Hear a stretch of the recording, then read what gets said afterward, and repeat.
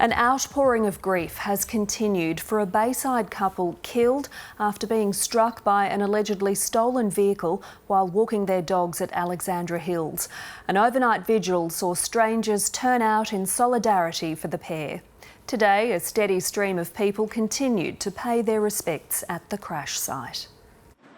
It was a vigil for lives senselessly taken and a community in shock. Last night, residents came together at the Finucane Road crash site at Alexandra Hills as a mark of respect for Matthew Field and his expectant partner, Kate Leadbetter. It's just really sad.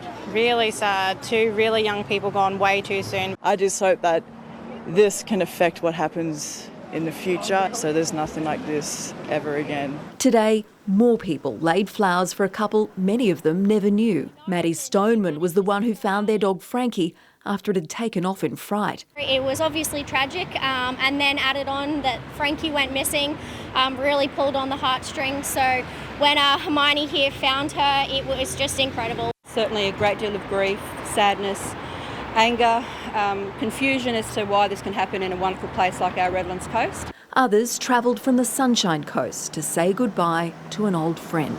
She was fun. She was a really nice person, really caring, just loved spending time with her friends. The 31 and 37-year-olds were walking their dogs when the couple was struck and killed by a stolen four-wheel drive which rolled after crashing into an oncoming truck.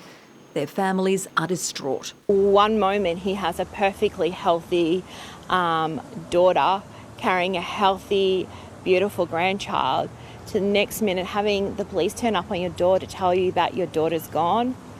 I mean, that just blows your world apart. She was just his world. Oh, sorry, makes me so emotional. Next week, indoor cricket mates will play in Matty Field's honour, with a minute's silence between matches. Sentiments all round that this was just an amazing couple, well loved, well respected. For now, the flowers will remain at the roadside as people continue to pay tribute to the expectant couple. But there's already talk of a more permanent memorial.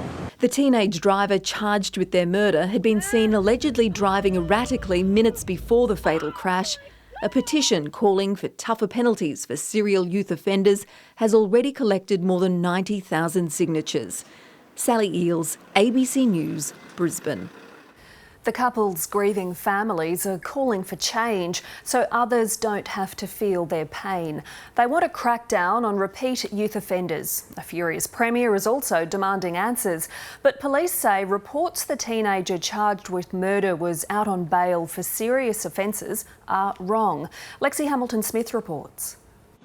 The Premier is asking, how could this have happened? It's horrific and we want answers. The family wants answers.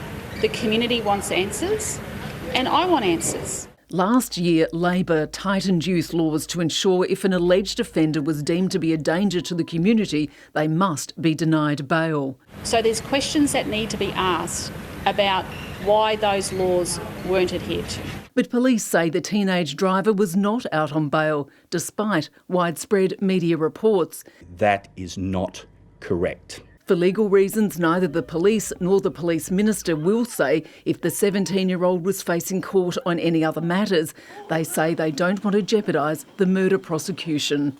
I want him to feel the full force of the law, and nothing I say now will undermine that.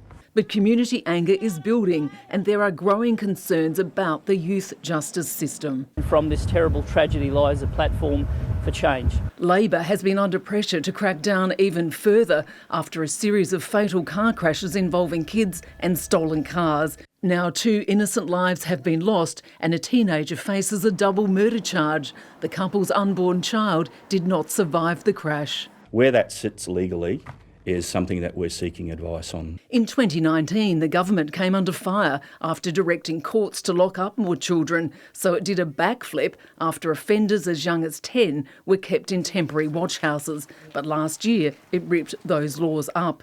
Our breach of bail laws are broken and they need urgent repair. Labor insists youth crime has reduced by 30% across the state in the past 10 years, but says crimes committed by repeat offenders have increased. I call them the hard nuts, a very small cohort who are actually committing more crime.